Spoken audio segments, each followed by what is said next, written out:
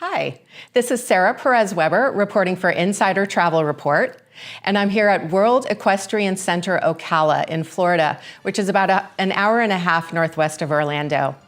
And here to talk to me about everything going on here is Jeremy Gao, who's the Senior Director of Hospitality Operations here. This is Insider Travel Report.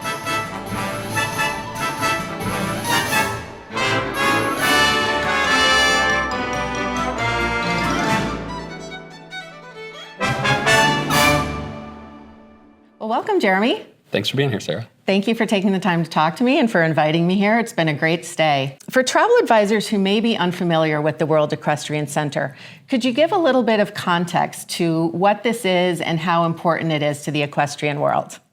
Absolutely. World Equestrian Center Ocala is the largest equestrian facility in the United States. And we started really as premier equestrian facility, competing at the highest level for owners, riders, and our spectators. We've continued to evolve over the past few years with adding unbelievable hospitality and specialized experiences around the resort, and we're continuing to grow. You've had amazing growth. You opened the Equestrian Hotel in 2021, which, congratulations, just this year it was named one of Florida's best resorts by Travel and Leisure. Then in 2024, you opened the Riding Academy Hotel, which is a lot geared towards families. And then just this year, you opened where we are right now, which is Equestrian Manor. Right now, we are in Miss Rosie's Bridal Suite because you do a lot of wedding business. So with all of these on-site luxury accommodations, how has that helped WEC and Ocala become a broader tourism destination? Absolutely. Well, first, thank you for the Travel and Leisure recognition.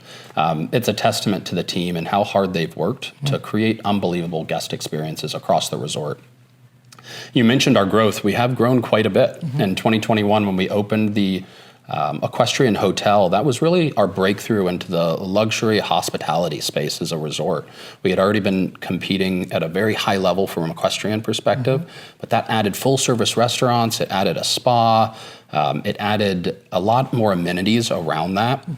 And then due to the success of the Equestrian Hotel, we opened the Riding Academy Hotel to support that. So a larger hotel, it is pet friendly, and a little bit more geared towards families and the group business that we knew would be coming in the future. And you mentioned the Equestrian Manor that we're in now. This is a full food and beverage, culinary, and event space. So it's got 4 unique dining concepts in it, as well as flexible meeting space for small groups of 6 all the way up to over 1,000. So the story's been really fun to continue to grow. 300,000 square feet, right? That's correct. Wow. So you've opened 4 new dining concepts here at Equestrian Manor, and you've really placed a lot of emphasis on culinary here at WEC. How has that helped you attract guests who may not necessarily be equestrians? Yeah, it's helped us tremendously. Culinary is one of our biggest focuses here at the resort.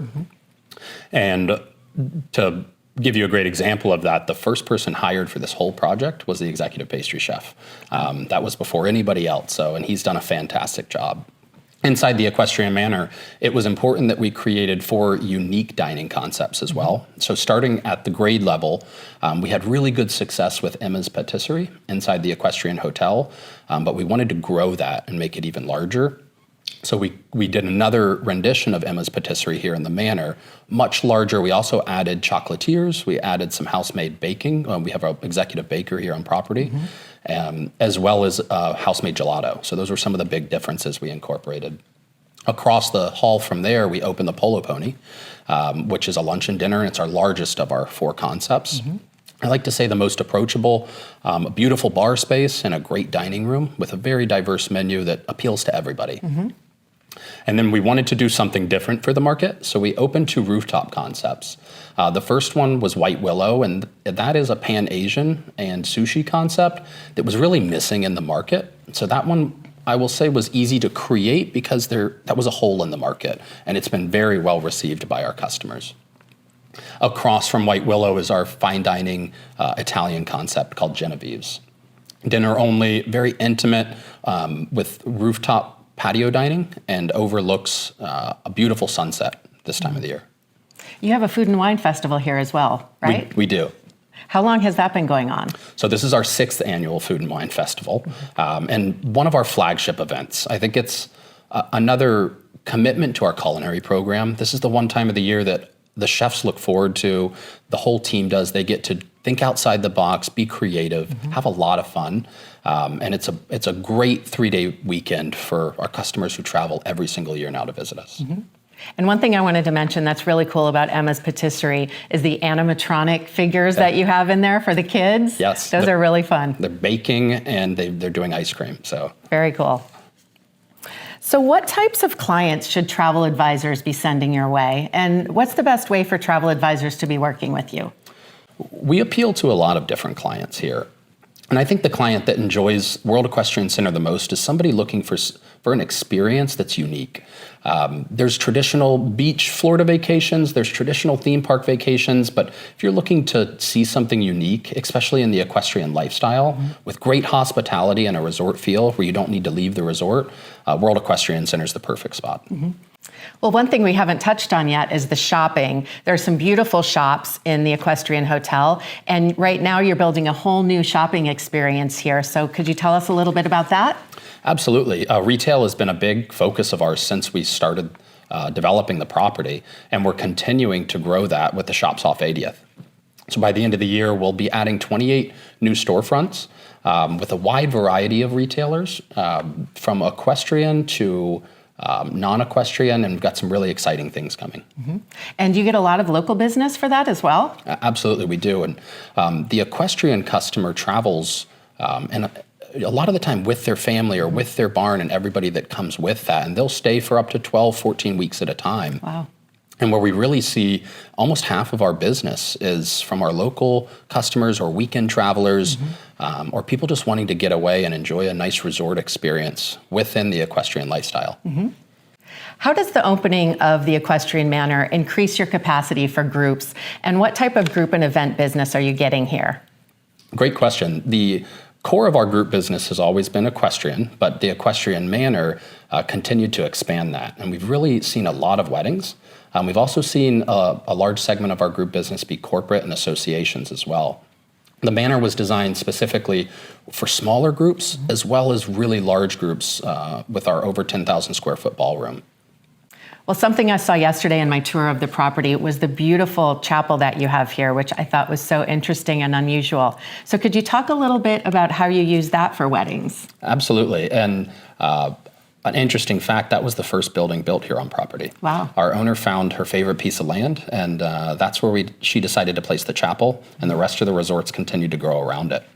But for the group or wedding side of it, it's a really special experience. You can get married in the chapel. You can be brought to the Equestrian Manor via horse-drawn carriage, which in an equestrian space is something really special and unique, and it's something that our wedding customers have really enjoyed.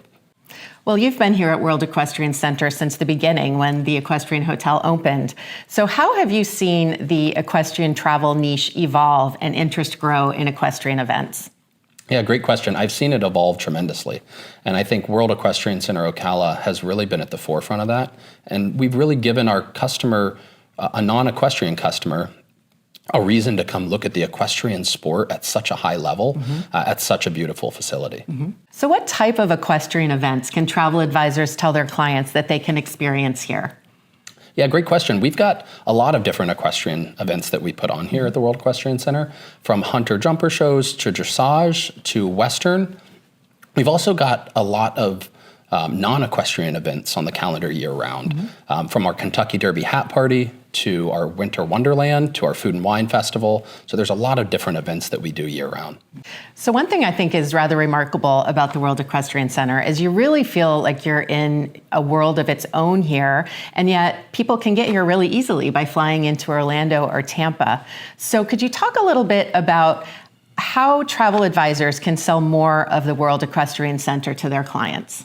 Absolutely. And Ocala has grown tremendously over the past few years, and we've been fortunate enough to be positioned almost at the center of that growth with such a beautiful facility.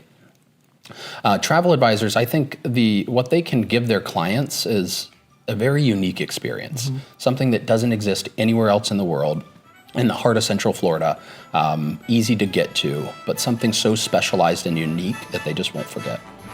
It really is unique. It is. Thank you so much for talking to us about it today. I really appreciate it. My pleasure. Thanks for being here.